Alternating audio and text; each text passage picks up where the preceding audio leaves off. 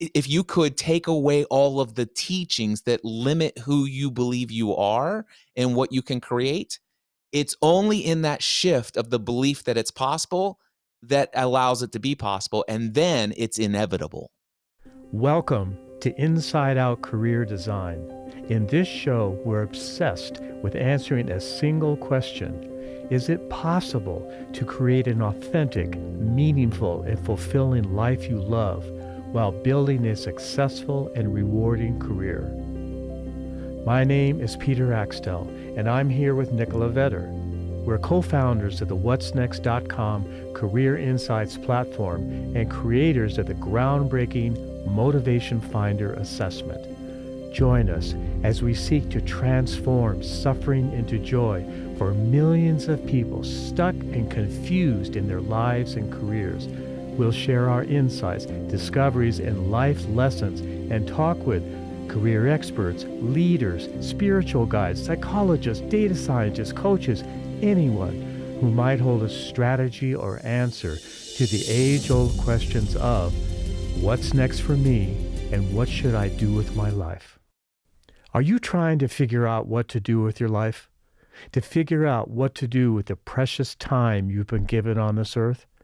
Or to figure out what only you, as a remarkable and unique individual, can bring into this world? If you are, please join us for one of our live and completely free online workshops where we cover different topics to help you figure out what to do with your life and career without wasting precious time, taking wild guesses, or risking it all.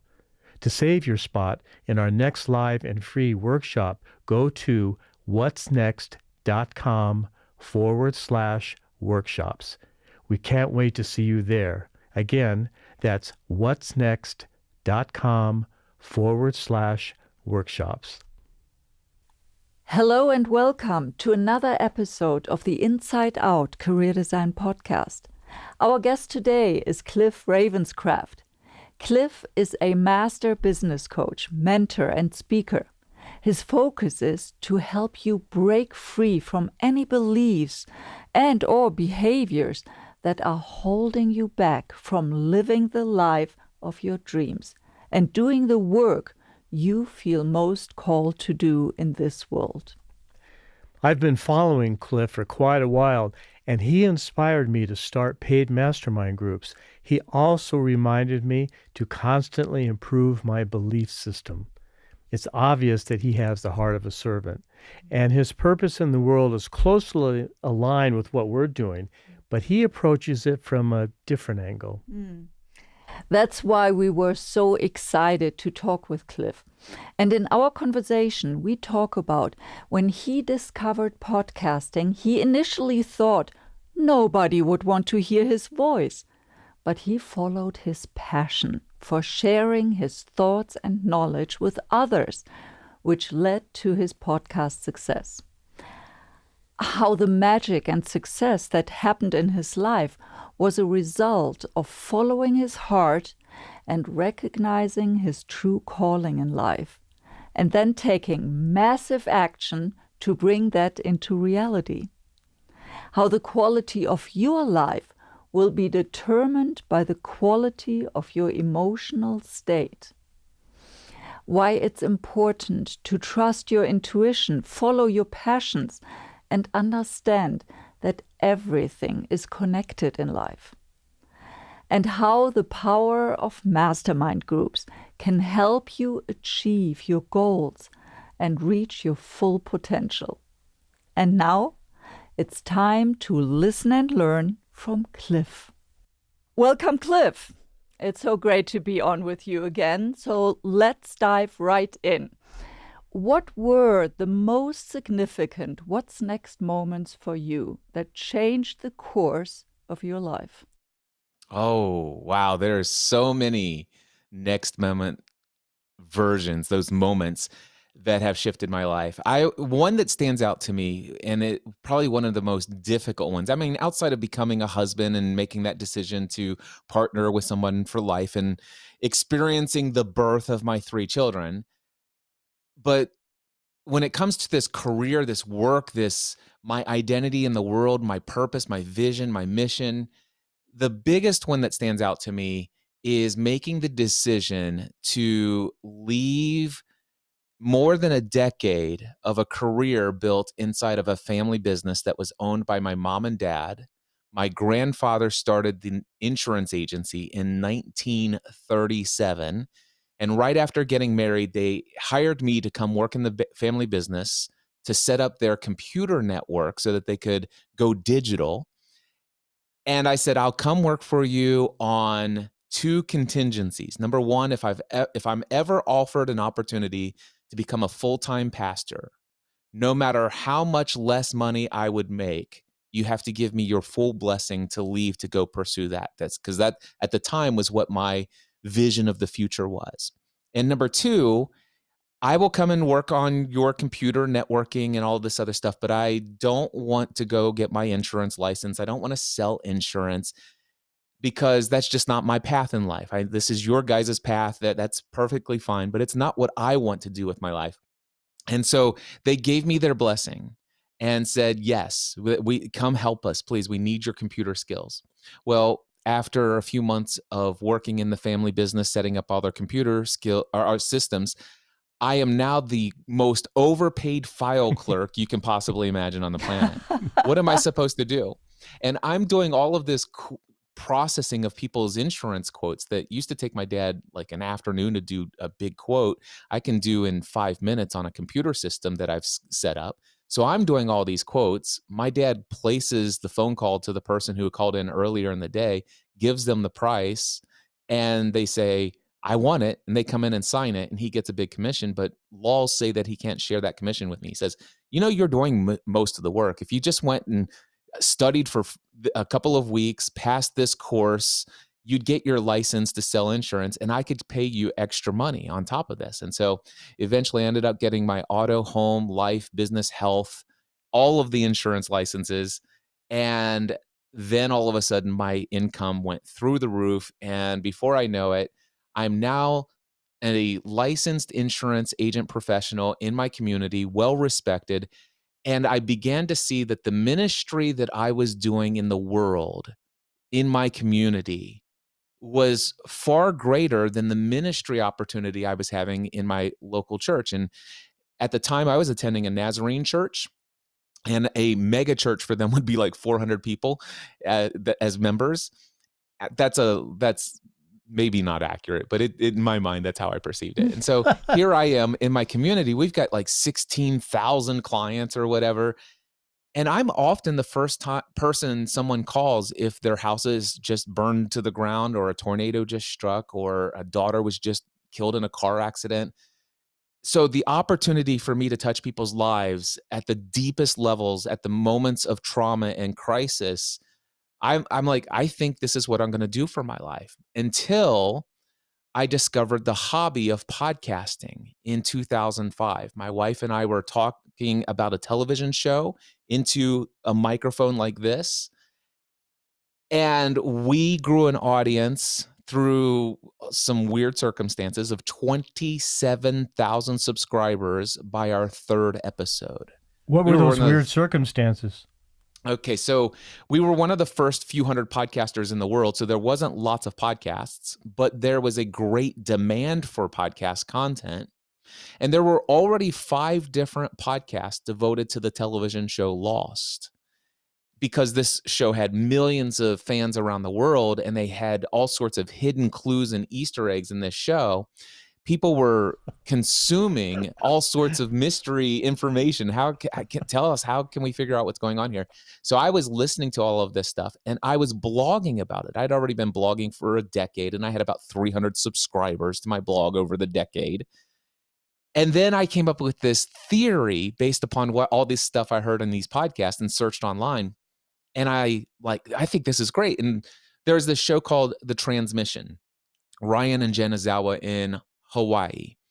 And they said, hey, you can send us audio feedback. So I recorded a 3.5-minute audio file describing my theory about what's going on in this show. And I had screen captures to prove it. And I made mention of my blog where they could see everything. They played my 3.5-minute voice audio clip.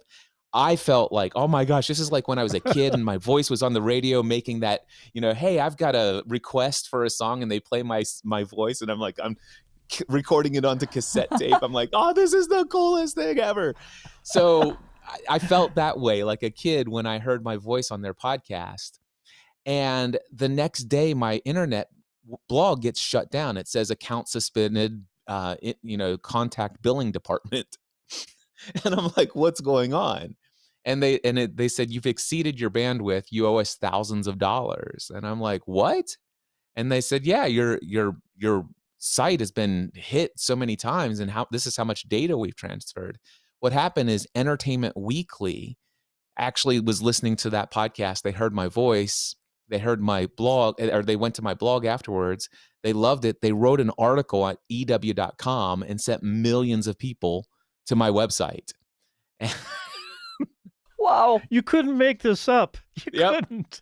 So then all of a sudden I have these people emailing me and say, Cliff, oh my gosh, I love your voice, and I've been consuming your blog. I can't believe you've been doing this for a decade, and this is amazing. Oh my gosh, you should have your own podcast. And at the point back then, I'll admit to you, I was very ego driven, and it kind of stroked something inside of me. And I'm like, yeah, I like this. I'd love to be internet famous. Let's do this. So I created a podcast, and the very first episode was just me. And then I recognized, it's like, wait a second, there's enough people here who want to listen to me talk about the television show Lost that if I did a weekly show on this, we could do something with this. So I invited my wife to join me on the second episode. And then after that was published, the 5 podcasts that I told you about that existed before us about the television show Lost, they had already created what was called the Lost Podcast Network. So they had created a blogger account that allowed them each to share the login, and each of them had their own independent podcast feeds, but they shared this one. And they said, Cliff and Stephanie, we would love to invite you if you want. You can syndicate your content to our Lost Podcast Network feed, which already had over 25,000 subscribers to it. So our third episode had our few subscribers and their 25,000, which we had an immediate audience of 27,000 subscribers within our first month of podcasting. And that grew over the next several months to over 60,000. Cliff, as I said, you couldn't make this up. So when you want to talk about synchronicity, serendipity, when you look back on that, what do you think, what was the magic that happened? Have you ever thought about that? Well, it's about following your heart and following those nudges within you and knowing what your true path and calling in life is. So for me, from the time I was a kid, I always had a desire to be of service and to be of entertainment and encouragement to others. And let me explain to you what I mean by this. My very first toy that I remember loving as a kid was called Mr. Microphone. And it was this little transmitter built into a cheap plastic microphone, and you could broadcast to your local FM radio station within like a couple hundred feet. And I'm like, I'm on the radio, hear my voice. And even then I knew that there was something about me hearing my voice and putting my voice and transmitting my voice. I knew that was something. And then later I bought a cassette tape when I was a kid, and I would actually create my own mixtapes. But unlike some kids who only mixtape musics, I was playing the DJ. I was using my voice to tell stories about the different songs and the artists that you're about ready to hear next. Again, wanting to share what I've learned and to share this in an entertaining, educational, encouraging, and inspirational way. And when I was a 13-year-old kid, I had a CB radio. It was made by Realistic, which was Radio Shack. Yeah. Yeah, Yeah. So I had this Realistic Radio Shack base station CB radio. And I broadcasted an illegal radio show every Tuesday night for 2 hours. And when I say illegal, what I mean by that is I would key up the mic for 40 minutes and monologue on channel, I think it was like channel 27 or something like that. And I would be broadcasting from Northern Kentucky across the river to Price Hill in Cincinnati, Ohio. And I would take in live callers. And how I did that is I just said, now I'm going to unkey the mic here. If anybody wants to call in, feel free to ask me a question. And I would take in live calls. Do you see that? For me, when I am, of course, had the insight to start a blog in 1996, it's like, this is great.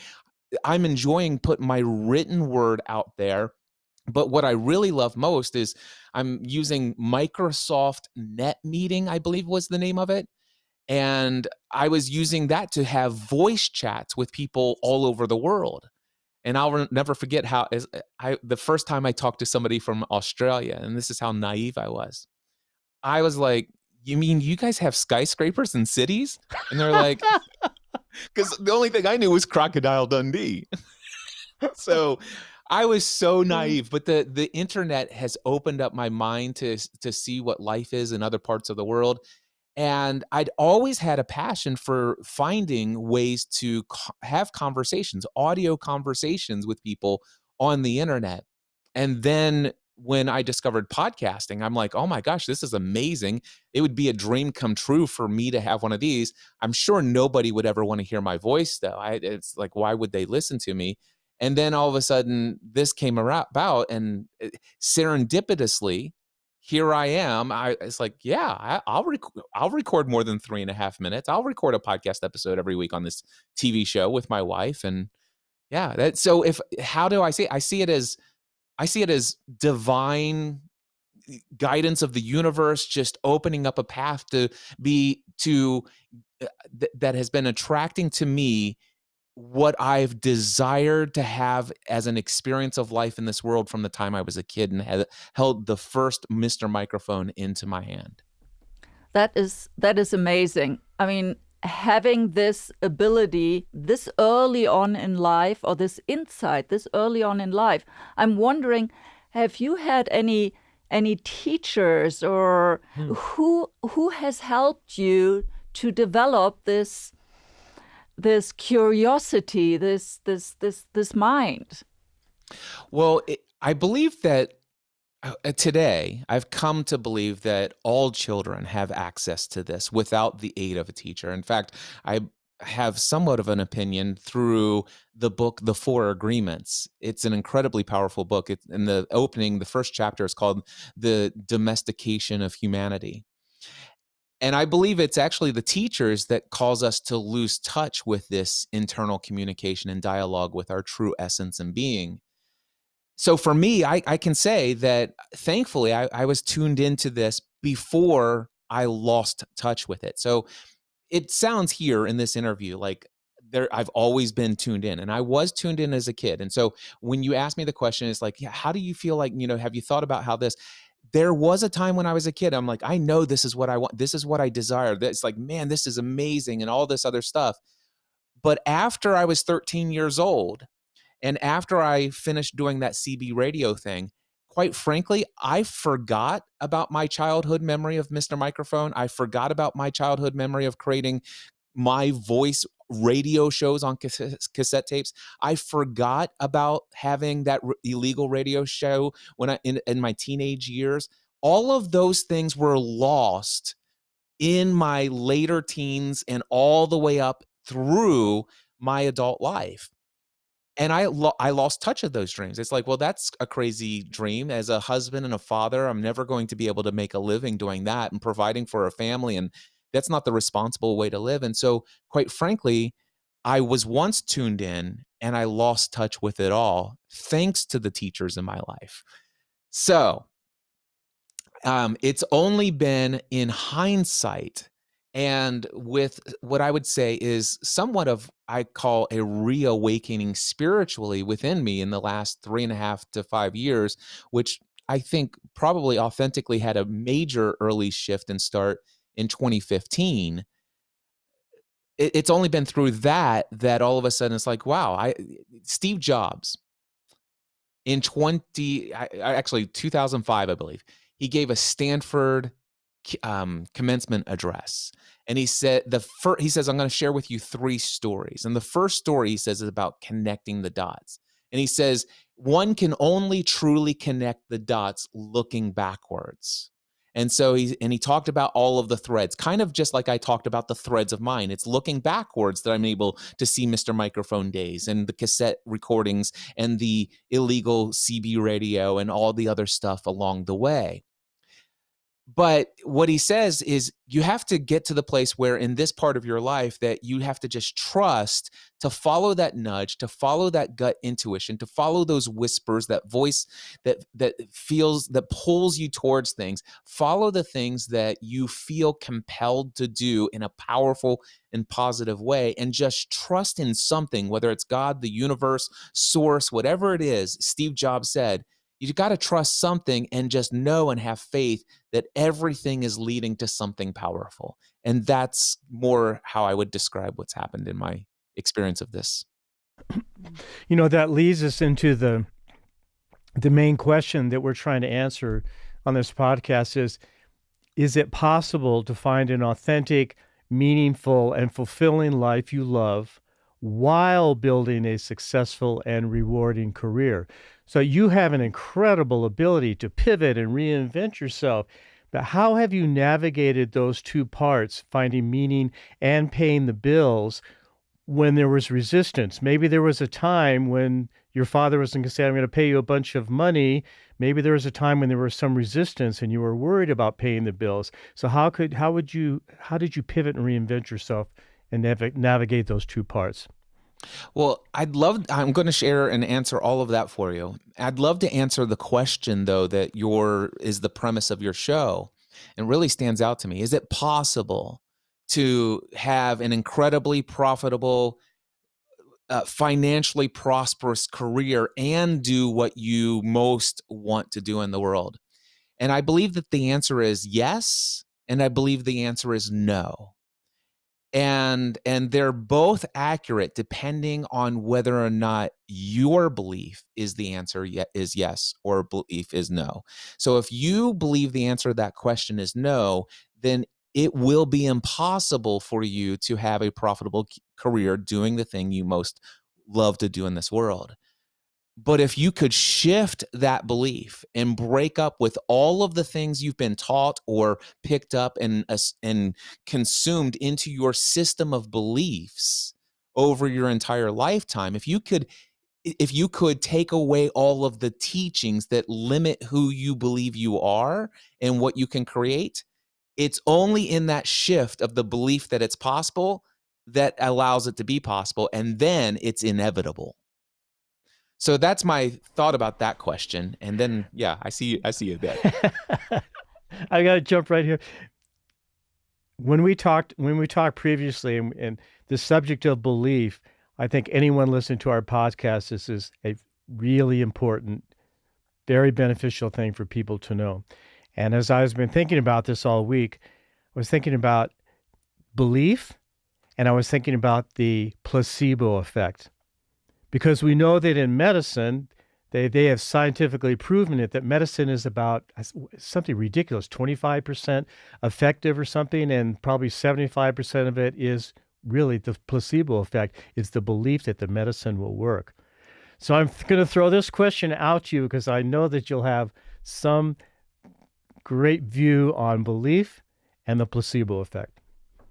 Yeah, I love that. And I think the studies on the placebo effect are a little bit skewed to the favor of medicine. And the reason why is because they believe the medicine is actually doing the work, when really it might just be the white coat that the doctor was wearing when the real medicine was handed over that created the result, and not the medicine itself.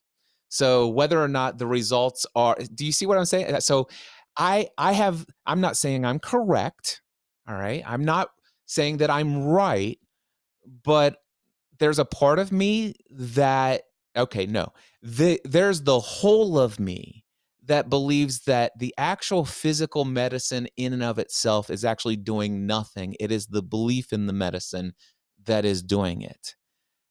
Now, with that being said, I recognize that myself as ego Cliff Ravenscraft and all the things that I believe about who I am as a physical being and all of the things that I believe are right and wrong and true and all this other stuff, I must admit that I probably at times will require medication that I have been told is proven to be effective for me to overcome my lack of belief. And so I'll give you a perfect example. In November 2021, I had COVID, and uh, and I went for probably about 6 or 7 days, and it was getting progressively worse, and this was the Delta variant. So this I think that might have been the second one.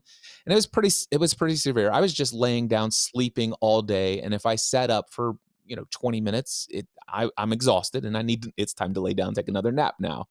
Thankfully, I was in such a way that I could breathe, but it was getting more and more challenging. And unfortunately, I watched the news media for the first time in over a decade when the coronavirus breakout occurred.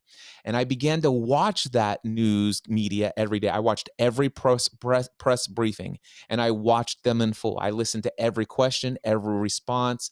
And I was not, it's not that I was worried and anxious. I'm just like, okay, I'm being told that this is something that's like the Black Death of the Dark Ages or something like this, and that we're all going to die, and this is what we need to know. And I'm like, and so there's so much of me that had been conditioned to believe certain things that, hey, if this isn't tracked, if you don't do this, if you don't get this, you're not going to get well, and this is going to lead you into hospitalization, intubation, and at that point, you're pretty much dead. So I didn't believe that, but what I did believe is that there's got to be something that I probably will need to do. I can't kick this on my own. So they had influenced my belief about my own ability on my own to kick that virus in such a way that I was progressively getting worse each day until finally I went to the emergency room. They confirmed that I had COVID. And then they said the next day, hey, we're going to give you these antibody infusions, these 4 injections. And now you're looking at a guy who most of his life has had only 2 fears, snakes and needles. And they wanted to I can shoot relate.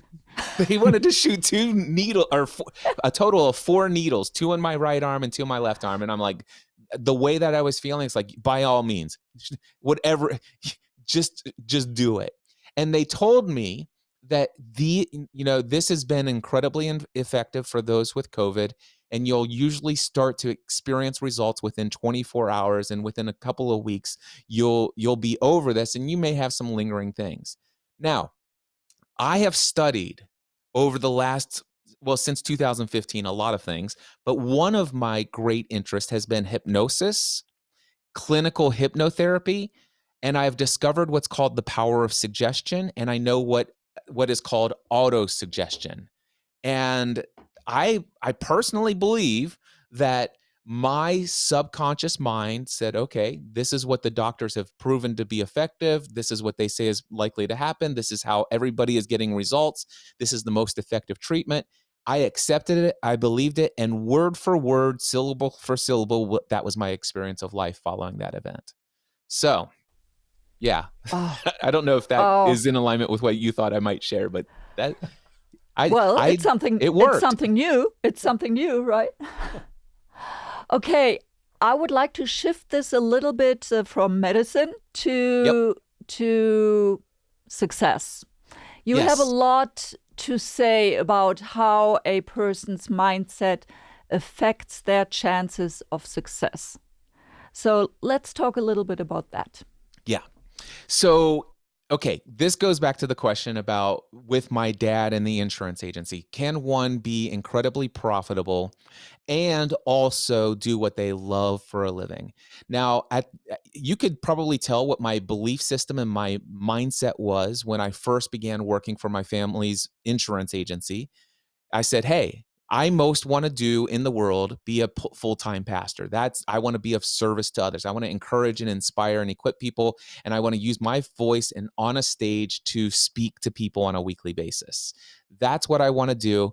And you have to be okay with the fact that I am going to be a poverty-stricken family provider for the rest of my life, and you'll have to give me your blessing. That, I mean, in essence, that's what I said. If I'm ever offered this opportunity, I know that my income would never be what I could make here as an insurance agent. Well, after becoming an insurance agent, and I told you I began to see the additional revenue, we were a very successful insurance agency. In fact, when I began selling life insurance, I got to the place where I was in the top 10 out of 14,000 agents with Grange Life Insurance, in the top 50 of 48,000 life insurance agents with Auto Owners Life Insurance. And I was in those top rankings the same year, selling for two different companies. And for anybody who's watching this that knows how insurance agents get paid, I got commissions on term life, which is next to not. I mean, it's term life insurance policies are very inexpensive. And all the people that I was competing for in those rankings were all selling permanent life insurance policies. So I was selling a lot of life insurance, and I was doing it incredibly effectively. In fact, I'd have somebody who's 27 years old come in and like, I don't want this. And I would have some conversation with them. It's like, okay, now I've got it for my entire family. And they would go get all their brothers and sisters and cousins and their parents, and they would bring them all into my office to have me present to them why they should have it. That's how effective I was. So all of a sudden, here's what happened. I began to see a shift. Wait a second. I am using my voice to educate, encourage, entertain, and inspire within my clients, all of this. So I will tell you, for about 8 years, I saw my role as an insurance agent in my family's insurance agency, owned by my mom and dad. I saw that as perfect alignment at the time with my greatest passion and desire in the world. And yes, I was incredibly profitable. I was in a high school or graduating class of over 220 students or something like that. And I know for a fact I was the highest paid out of anyone that graduated with me in high school. So yes, I believed it then, but after I discovered podcasting, started getting all of these questions from people all over the world.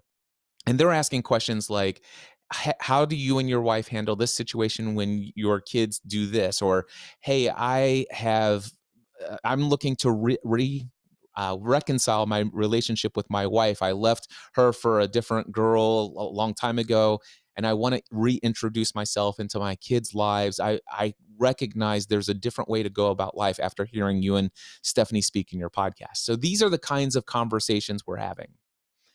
And I'm like, okay, these are questions that I'm getting that are even deeper surface level, speaking to the hearts and souls of these people.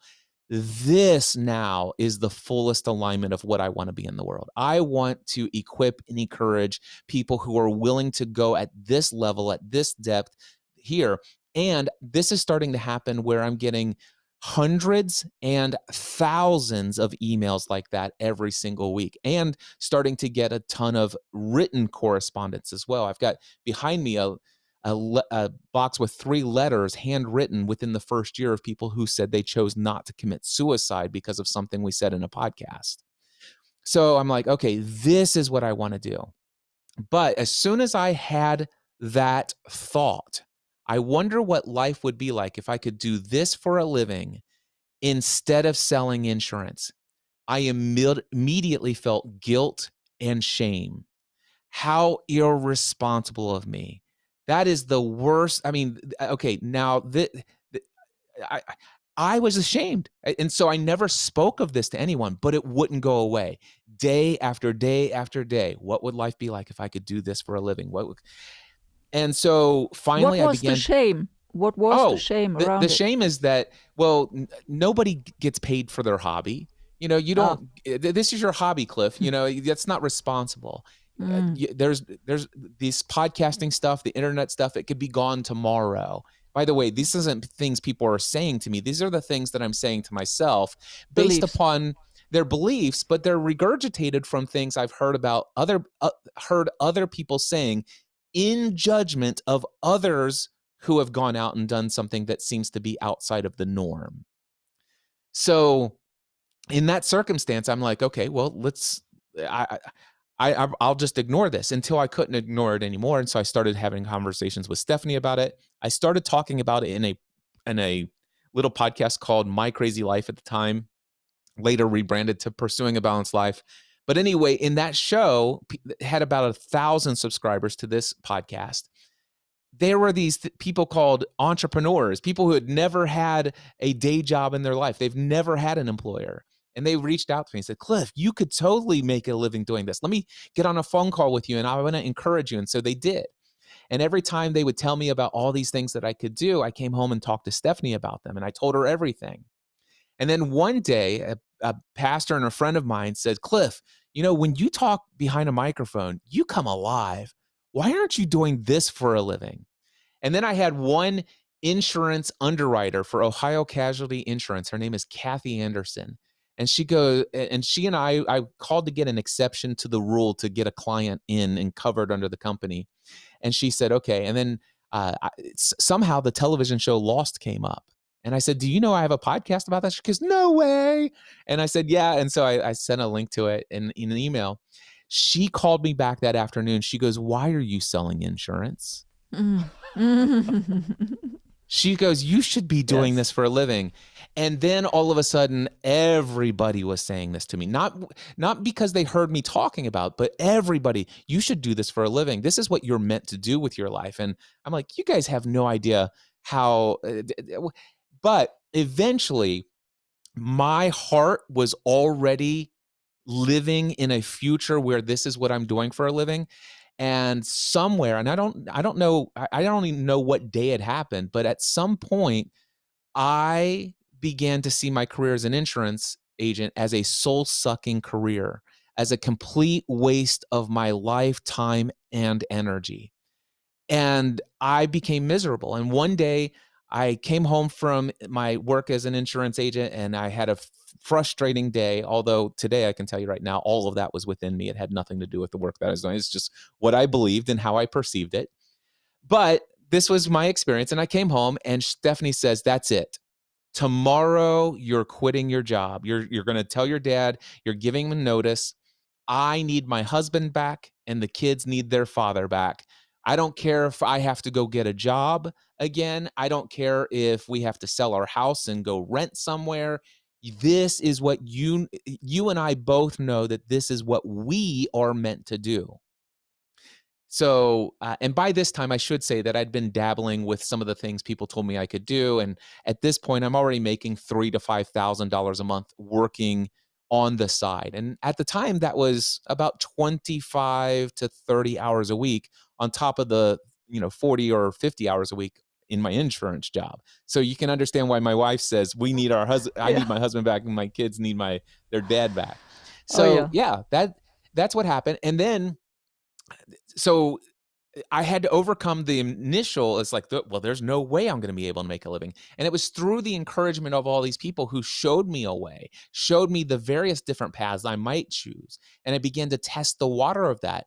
And then my wife had the faith that it was possible, that then finally instilled in me the faith that was possible. And it wasn't just my wife. It was my pastor friend. It was my community.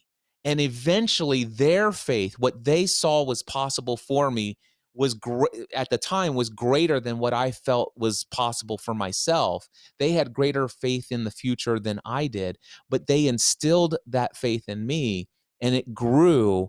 And eventually that's when I went in the next day. I was absolutely certain that my dad was going to completely disown me, or he was going to be angry and he's going to say, what? Do you know how much I've done for this? Do you know how it's 2007, by the way. So we know in the financial industry what's coming in 2008. I mean, the signs were there already. The layoffs were already happening. So I'm thinking of sure he's going to try to talk me out of this. Cliff, that's irresponsible. No, I've been there, done that. Don't do this. So I go in the next day anticipating to be talked out of it. And my dad's like, oh my gosh, I've been waiting for months for you to come in and tell me you're ready to leave. That's incredible. Yes.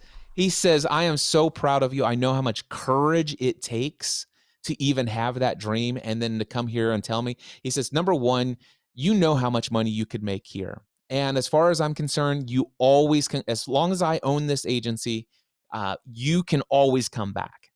That's always an option for you. But here's what I want to tell you. You never will, because this is who you are. I know your passion. I've seen what you're already doing. Cliff, you will never be able to make as much money in insurance as you would make doing what you feel most called to do in this world. And so I put in my 90-day notice, and I then began to have the most incredible emotional swings I'd ever experienced in my life. My highest highs and my lowest lows. And I'm sitting there during this 90-day period of time, about 2 weeks away from my final days as an insurance agent. And I'm watching television with Stephanie, and just out of nowhere, I'm feeling really good. I'm having a great time. And some phrase or some word or some image within this television show triggered some beliefs that are in my was in my subconscious mind. I'm only able to describe this to you in hindsight, knowing what I know now.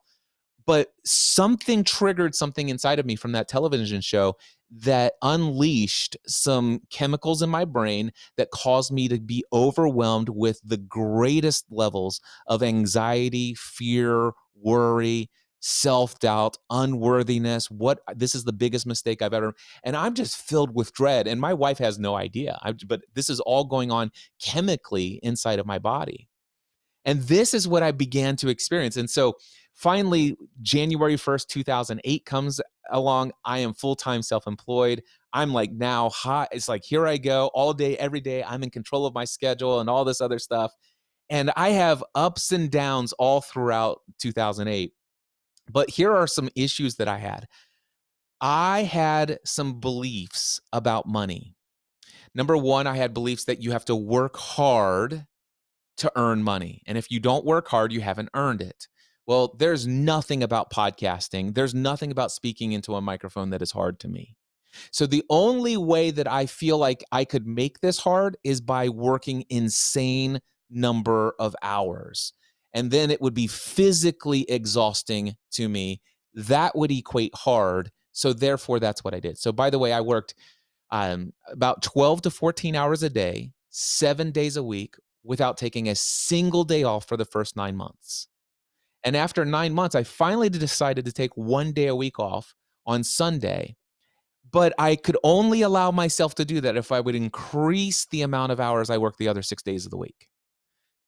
Because I had to, because the only way I can earn money is to work hard. And that's the only way to make what I'm doing hard. The other belief that I had is that the more difficult something is, the more you should get paid to do it. So the opposite of that, obviously, is that the easier something is, then it, why would why would you get paid for that? Anybody could do that. And so for me, everything that I was teaching people how to do came easily to me. It's like this stuff is like second nature. I taught myself how to program in BASIC on a Commodore VIC-20 back in the 80s without an aid of a teacher. It's like this stuff is second nature to me. I took my first computer apart when I was 8 years old and put it all back together. And yeah. But how did you overcome that belief? So how I overcome that is I had to become aware that these were problems. And through 2008, I did not know that these were the problems. I just thought that, okay, most businesses are not profitable in their first year. By the way, I made $11,000 net income in the first year. But there was a wake-up call, and that was a visit to the hospital. So at the end of the first year in business, I'm still in business. The business has paid for health insurance for our family.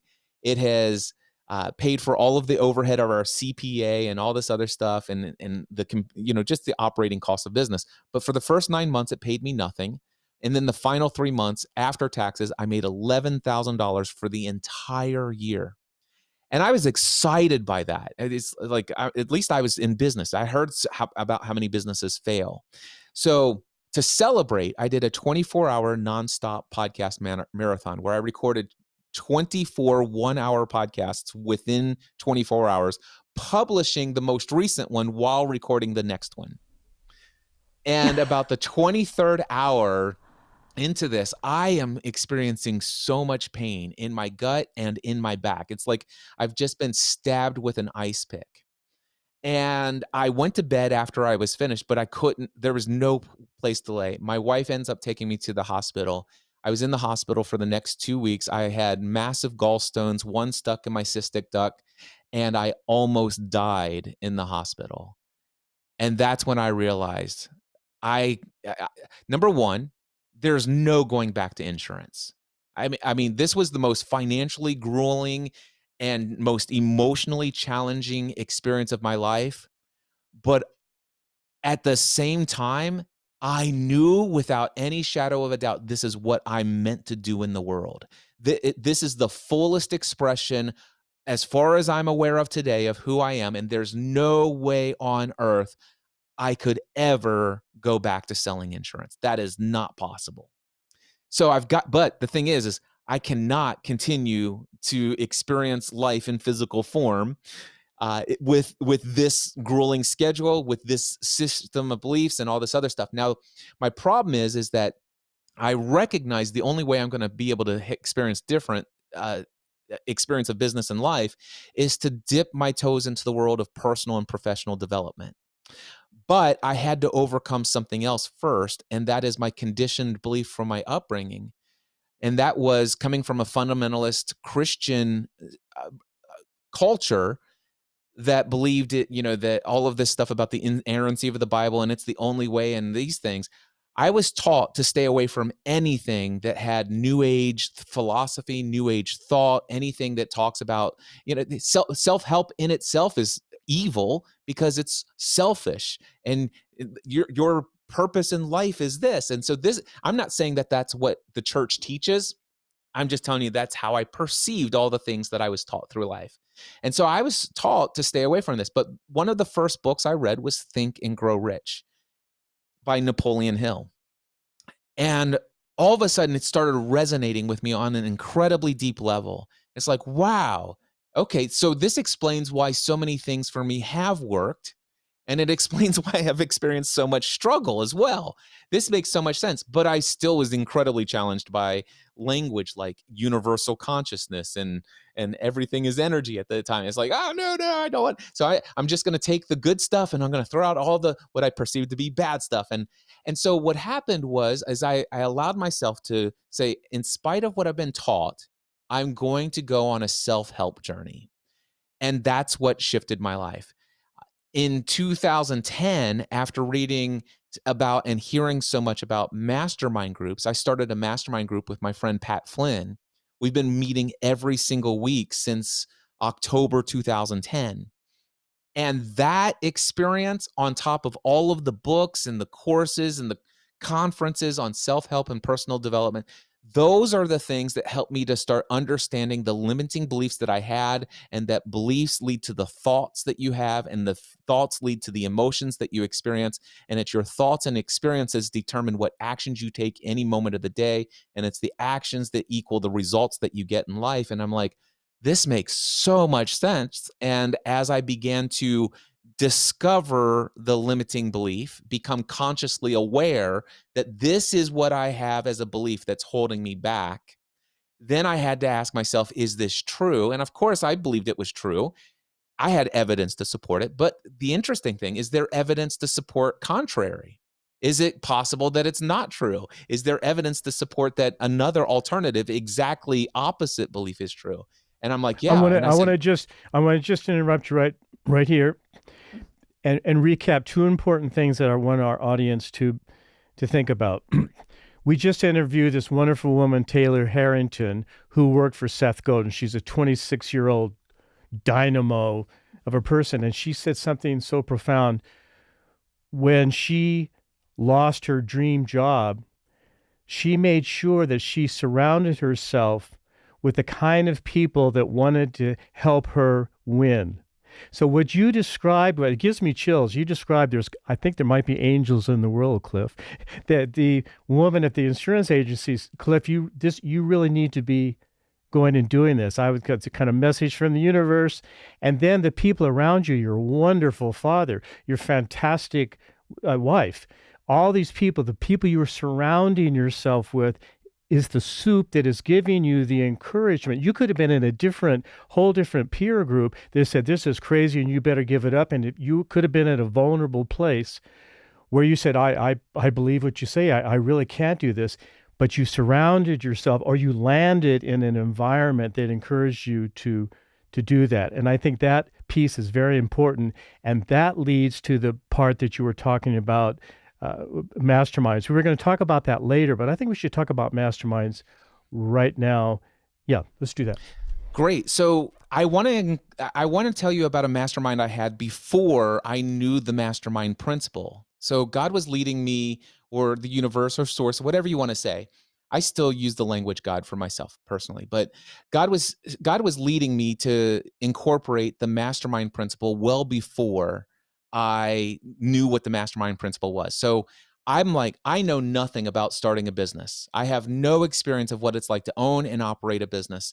But I know people who either own businesses, or who have fathers who own businesses, or who are top executive leadership in businesses. So I created a list of 10 men.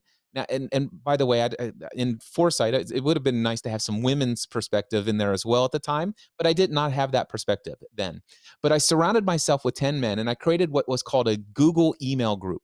So I could send a message and it would go to all 10 people, and if one of them responds, all 10 of us respondents got it. So it was just this group thread. And I said, anytime I have a question, anytime I have a concern, anytime I'm overwhelmed with fear and anxiety, will you be my support group? Will you be my encouragers? And these 10 people, who did not know each other for the most part, just a handful did. So this was my first support group. And let me tell you, without that support, I would not be speaking to you right now. I'd be selling insurance, or I'd be 6 foot in the ground, actually, probably. Yeah, I'm certain I'd be 6 foot in the ground. So anyway, here's the situation. I want to tell you that after a few months of actually after about 6 months of not having any income, my wife and I decided to sign up for, and oh my gosh, it's so funny that I even hesitate to say it to you now because it's no big deal. But we signed up for government assistance. We signed up for food stamps to put food on the table for our family. And I had been conditioned that that's horrible. It's like that this is a terrible thing. And it was an incredibly difficult decision for me to choose to do that, to sign up for government assistance. It's like, gosh, that just proves that you're a failure, and you're just another one, skimming off the hard work of everyone while you're pursuing your hobby. This is the narrative. That's the thought process that was going through. So I went to my group and told them that I was thinking about signing up for food assistance. And and here's the narrative that's going in my head. The very first person that responded, I won't say his name, but he responded and says, "That's it. I'm done. I tap out. Cliff, I have supported you in everything, but this crosses the line.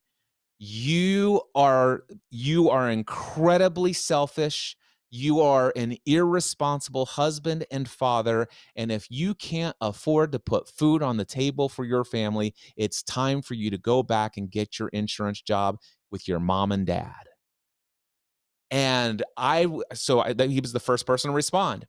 And I got to tell you, it confirmed all of my worst fears. And like, gosh, in a way, I was thankful for somebody who would be so honest with me. And I was just waiting for all of the other confirmations from the other 9 men in my group to come in, except for the fact that about an hour later, a second thing did come in, and it says, "Cliff, first, delete him from this group and never speak to him again about your hopes and dreams."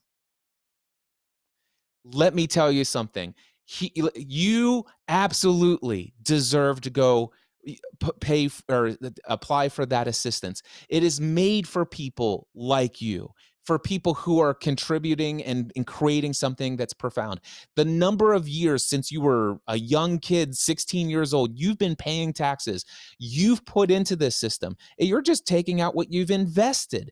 And not to mention the fact you are going to be so incredibly wealthy and financially successful that whatever assistance, forever, how long you're on it, you will pay in a single paycheck in taxes one day that will be equivalent to what many people would have as a lifetime on this program. So go and sign up. And then everybody else in the group says, absolutely, we agree, delete him. Don't ever ask him for advice again. You don't need people like that in your life. And so again, that's the importance of having a mastermind group who can help you see things outside of your own limited perceptions. You know, the other day, one of our clients was talking about they have this doomsday scenario that is constantly playing in their head. I'm going to spend all my money and I'll be out on the street one day, even though that is literally not what their situation is. I mean, they don't have millions of dollars or anything, but they really believe that this is going to happen. Do you believe that it's highly likely that this person will create this result in the future? You know, I can't say that. I can say though that it's very highly likely that he will never pursue something that is in alignment with what he most feels called to do in this world. That he will always take what he has been conditioned, unless he changes his beliefs, he will continue to live in accordance to his belief patterns that says you have to go to a responsible career path and you must always provide from your family in a way that's accepted by society, and that it can't have the hint of you playing around and having a hobby and enjoying what your work. You know, that whole quote that says, I can't remember who the quote is, but people ask me, am I at work or at my play? And the one who's truly successful in life can't distinguish between the two. That's my philosophy. That was what I was going after. And until he has that philosophy, he can't have that experience. You know, you work mostly with entrepreneurs. When you're talking to people that don't want to be entrepreneurs, what sort of advice would you give them? They want to have a more traditional career path that you left. What would you say to them? Yeah. So first and foremost, I don't believe that everyone should be an entrepreneur. If you want, I can come back and talk to you about my opinion on whether or not we could all do it. But to speak to them, this is all about living the life that you feel called to live in this world, doing the work you feel most called to do, living in alignment with what feels right and feels good. I would encourage everyone, whether that be climbing up the corporate ladder or whether it be, you know what, I don't need to climb up to the corporate ladder. I'm totally fine being a software developer who is a contributor to this team. And if your life is that you've been a part of a engineering team, computer development team, or software development team and stuff like this, and they continue to offer you that next level up, it's like, hey, you've been here. The only way that we can give you a raise beyond this is to make you the manager of this team. But if you find that choosing to lead that team and taking on the responsibility of coaching that team on to success and the interpersonal skills, what a lot of people I've seen is they continue to want to tie success equals financial gain and promotions. And what happens is a lot of people get promoted into what could be their zone of incompetence or their zone of competence, or maybe even what they call zone of excellence, which means like, wow, you're one of the best managers on the team. But in the book, The Big Leap, Gay Hendricks talks about this thing called the zone of genius. And what I encourage, whether you're an employee, whether you're a stay-at-home mom, whether you're a business owner or whatever, find your zone of genius and find a way to operate at least 60, 70% of your work time and your personal time operating inside of that. And that zone of genius is that work that when you do it, when you finish doing it, no matter how long you did it, you're like, man, this is exactly why I do what I do. And if you find that sweet spot, my firm belief is that there is a way for you to live a profitable career doing that thing that is that sweet zone of genius spot for you. And it doesn't mean that you have to go out and become a full-time self-employed person. And I want to actually circle back quickly to the mastermind, because you have created countless mastermind groups, from one-day masterminds to all the way to years of a group that still exists, as I understood you. Now, many people most likely don't know about the benefits of a mastermind group. So please explain why it's beneficial to be in a group of peers when you are trying to figure out what's next. Absolutely. So first, let me explain what a mastermind group is. It's a small group of people who are committed to working together in a spirit of perfect harmony, where every member of the group is committed to the success of every other member of the group, and or they're committed to a specific outcome. So you could go back and hit rewind and listen to that over again, read the transcript, whatever. That's how I define a mastermind group. Now, what are the benefits of a mastermind group? So first and foremost, it is you gain access to the education, the experience, areas of expertise, the skills, talents, and abilities, the resources, the influence of everyone in the group.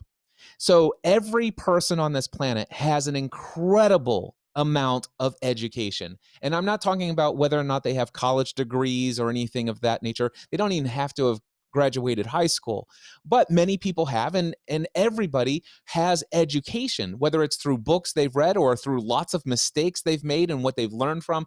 Education is incredibly powerful, and every person on this planet has an entire lifetime of education. Everyone has an entire lifetime of experience of trying things. And especially if you get into a mastermind group where people's education has been focused towards the desired outcomes that are in alignment with your desired outcomes. So for example, one of the things that I do is called the Next Level Mastermind, and it's for full-time self-employed business owners. And so a lot of us, most of our education and our reading and studying and growing and learning is applied towards becoming incredibly profitable, successful, and serving businesses. So imagine I can read a lot of books, but if Peter's reading a book on the entrepreneurial operating system, which is outside of what I want to read right now, he can come to the group and share in my hot seat saying, hey, here's something that you might want to consider. I learned this from this book that I just recently read, and it suggests that you implement this process. And I'm like, wow, that's exactly what I needed. And I didn't have to read that book to get it. So that's tapping into the education. The experiences also. I'm a firm believer in what's called the MSU business model, and I'll keep it family friendly. So I'll just call it making stuff up. So it's the making stuff up business model. And so all of us who are building businesses, we're coming up with creative ideas for products and services. And we just make up a plan to see if it will work. And we go and implement that plan, and we get what's called results. Some of them are favorable. Many of them in the early stages of a plan of a new product or service are not favorable. So we keep evaluating the result. We change our approach many times. We go back to, and we implement something new. And eventually we find a lot of things that work. This is called experience. You could get all the experience on your own, or you could tap into the experiences of all these other people in the group. So again, think about that: education, experience, areas of expertise. In my mastermind group, I have trained over 40,000 people on this planet how to launch a podcast as the podcast answer man. So I have a little bit of experience in the industry of podcasting. There's no reason anybody who's in a mastermind group with me should go sign up for a course on podcasting. I could help anyone launch a podcast in 20 minutes or less. I mean, it should, in my mind, there's no way, if I wanted to, you could give me a topic of a podcast and tell me what my first episode should be about. And if my first episode is 5 minutes in length, I will record the 5-minute episode and I will have the podcast published and submitted to all the podcast directories within 20 to 30 minutes, max. So that's my area of expertise. Now, also mindset, belief systems, changing your behaviors, changing your perceptions, controlling your emotional state. These are all my areas of expertise. You don't have to read books on self-hypnosis. You don't have to read countless books on Buddhism and Hinduism and Taoism and also how can I actually take all of those things and still stay in alignment with what you want to continue to hold on with your Orthodox, Protestant, evangelical, fundamentalist Christian views. I can help you with that. I have lots of areas of expertise. So imagine being able to share that. And then the other thing I will just say is the resources. I'll give you a perfect example of this. I had a friend of mine says, Cliff, I just saw you release this course. Have you ever thought about doing this inside of this system? And I'm like, well, I don't want to learn that system. Well, I have a virtual assistant. I pay 40 hours a week. Currently, I'm only using her for 15 hours a week. I'm paying her no matter what. She's sitting there twiddling her thumbs. Why don't I just give her to you 20 hours a week for the next 3 weeks? That's shared resources. And then the last one I would just want to talk about is shared influence. So it's the relationships. They talk about your network is your net worth. There's a correlation between the two. And so you'd be shocked at how many people, the people you know, the people they know. And so you could get connected and it's just incredibly powerful. So that's not an exhaustive list of the benefits, but imagine the education, experience, areas of expertise, skills, talents, abilities, the influence, and the resources. Beautiful, beautiful. And this I've never answered that before, you can tell. I can't tell. Well, after all these thousands of hours that you've been on the mic. This is really beautiful. And for our audience, I'd like to put that seed into their minds that you don't necessarily need to be an entrepreneur in order to create or join a mastermind group. I mean, it's normally known that entrepreneurs do that kind of stuff, right? But I believe that, here we are, believes that everybody can, in fact, benefit from the thoughts, opinions, and all the benefits that you just pointed out so well of a peer group, right? Yeah, absolutely. And in fact, when people ask me, Cliff, how long have you been leading mastermind groups? And I said, for over 30 years of my life. And they're like, what? I'm like, yeah. So when I was 18 years old, I decided to lead my first mastermind group, but I did not know that I was leading a mastermind group. It was a group of young adults who met together every single week. I was the leader of that group, the facilitator. And the purpose was, it was a group of myself and other young adult Christians who wanted to read and study the Bible together and have conversations and to live our best lives. That's, in essence, that's a mastermind group. And I have been leading small group Bible studies from the time I was 18 all the way up until 2011. And then I transitioned into more of the kind of mastermind groups that I talk about today for self-employed business owners. All right. So we are sadly at the end of our wonderful conversation here, but we do want to give you a chance to just leave probably one pearl of wisdom for our audience that you really want them to know about before we go.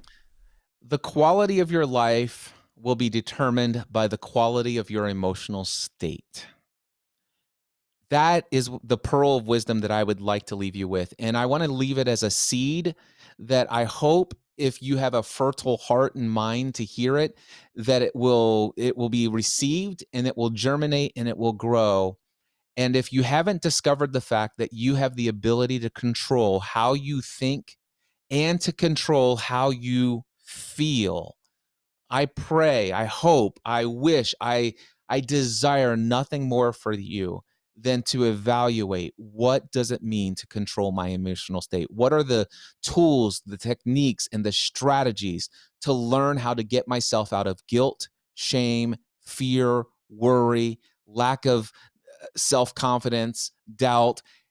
These things block you from your creative energy and ability in this world. Get yourself elevated in your emotional state into courage, hope, belief. That is what I'd leave as a pearl wisdom. That's just so beautiful. Thank you so much, Cliff. It's been such a pleasure, and let's do this again. Anytime. Thank you, Cliff. Thank you, Cliff. We will definitely do this again. It's too good. Thank you so much. We hope you enjoyed this interview. One of my biggest takeaways was how having multiple streams of income can be the answer to financial stability and allow you to pursue your passions. And what a great reminder it was that continuous learning and growing will allow you to stay relevant and ahead in your career and open the door to new opportunities and discover new passions. And of course, one more thing.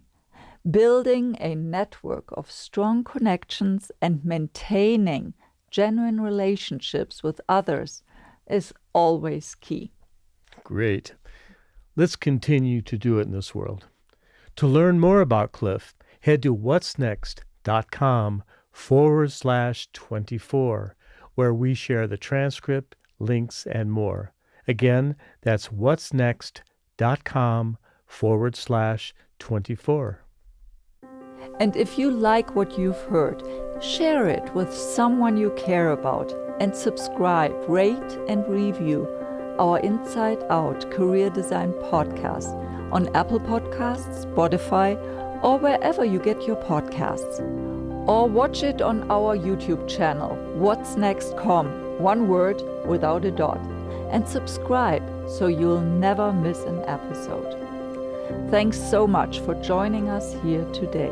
We'll see you next week for another episode, same time, same place.